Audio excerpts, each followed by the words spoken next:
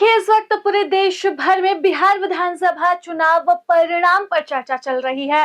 Postal ballot के वोटों की गिनती जारी है। इसी बीच दूसरे फेज में हुए घाटशिला विधानसभा उपचुनाव की बात हम कर रहे हैं और यहाँ से चौंकाने वाली जो जानकारी अभी सामने आ रही है, वो अभी ये जानकारी निकलकर सामने आई है। पोस्टल बैलेट वोटों की गिनती के दौरान कि पहले नंबर पर सोमेश सोरेन, जो कि रामदास सोरेन के पुत्र है, वो चल रहे हैं। लेकिन यहाँ पर चौंकाने वाली बात यह है कि दूसरे नंबर पर बाबूलाल सोरेन नहीं बल्कि जेएलकेएम के प्रत्याशी है। जी हाँ, रामदास मुर्मू दूसरे नंबर पर है और तीसरे नंबर पर चंपाई सोरेन के पुत्र बाबूलाल सोरेन पहुंच चुके हैं। हालांकि यह भी पोस्टल बैलेट वोटों की गिनती है और इसमें जो शुरुआती रुझान निकलकर सामने आए हैं वो यही है।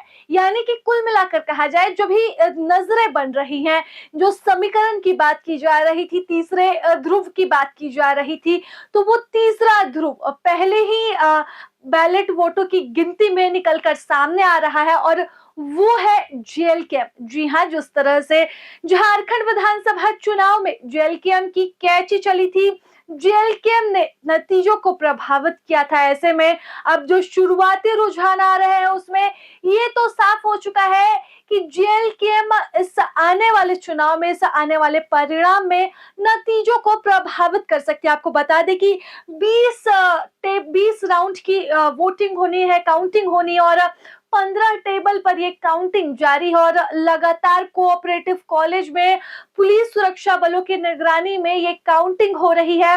तमाम चीजों को ध्यान में रखा गया है। दोनों ही पार्टियों के खेमे जो है वो टेंट वहां पर लग चुके हैं और जीत का जश्न दोनों ही तरफ चढ़ा हुआ है। लेकिन यहाँ पर तीसरा खेमा यानी कि जयराम महतो की पार्टी जेएलकेएम, ये भी निकलकर सामने आने वाली है। इस बात से इनकार नहीं किया जा सकता है।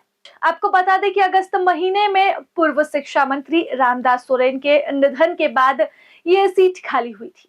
ऐसे में सभी को यह जानकारी थी और चर्चा तेज थी कि बिहार विधानसभा चुनाव के साथ ही झारखंड में भी उपचुनाव का दौर देखने को मिलेगा। हालांकि उपचुनाव की बात करें तो यहाँ पर जेएमएम का इतिहास बेहद ही बेहतर रहा है। जेएमएम ने हर उपचुनाव को जीतने का काम किया है, लेकिन जो वर्तमान समीकरण यहाँ पर बनते और बिगड़ते दिख रहे हैं उसमें जेएमएम बीजेपी के अलावा जेएलकेएम भी एक महत्वपूर्ण भूमिका निभाती नजर आ रही है। ऐसे में सोमेश सोरेन भले ही पहले नंबर पर हो, लेकिन दूसरे नंबर पर कोई दूसरा शख्स नहीं बल्कि जेएलकेएम के प्रत्याशी रामदास मुर्मू है, जो कि 2024 विधानसभा चुनाव में रामदास सोरेन से हार चुके थे। 8000 कुछ वोट मिले थे, लेकिन अब माना जा रहा है कि रामदास मुर्मू एक बड़े कद के साथ, बड़े चेहरे के साथ और मजबूत इरादे के साथ इस बार चुनावी मैदान में उतरे हैं। भले ही जीत हो या हार हो, लेकिन ये बात तो तय है कि कहीं ना कहीं वो नंबर्स को प्रभावित करेंगे।